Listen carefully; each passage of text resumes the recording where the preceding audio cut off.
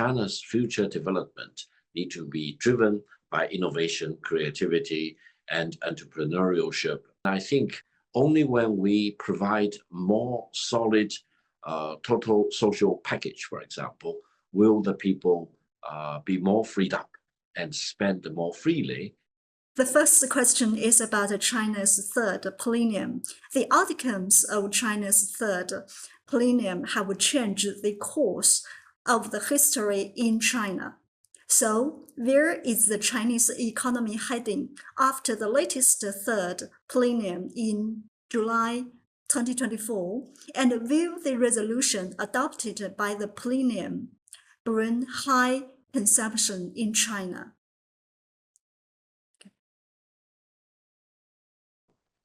There was a lot of expectation for the Third Plenum of the 20th Party Congress. First of all, the plenum was long overdue. Originally, it was planned for the fall of 2023. Now it was held in July 2024.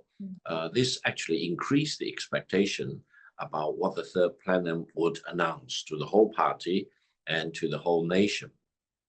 I think the most important thing I could see from the resolution of the Third Plenum is its emphasis on the new qualitative productivity or productive forces, which means that China's future development need to be driven by innovation, creativity, and entrepreneurship. So it's a call on all the enterprises in China, all the entities and individuals in China to do their best to a brave new horizon in pushing forward in terms of innovation, invention, and doing things in a new way to generate greater productivity. Now, the other thing is really to emphasize the need to increase consumption because there is a slowing down of the overall economic development in China over the past several years. Exacerbated by the COVID-19 pandemic.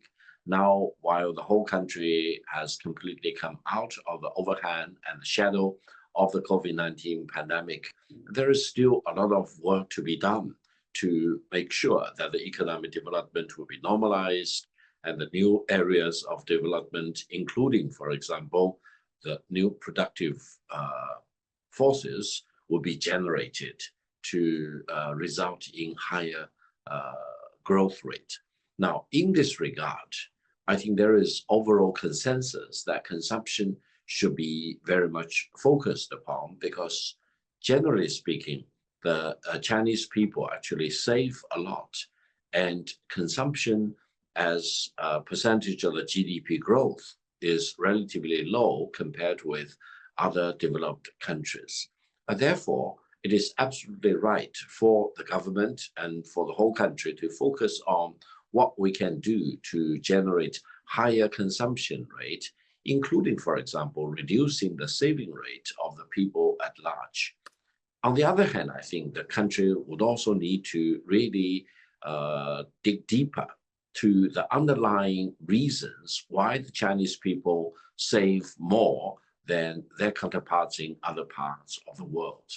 And I would say there is a need for the government and for the nation as a whole to beef up, for example, social security of all kinds, including child care, elderly care, nursing homes, and education of all age group, for example, so that people will have less to worry about and do not need to save that much for the potential rainy day.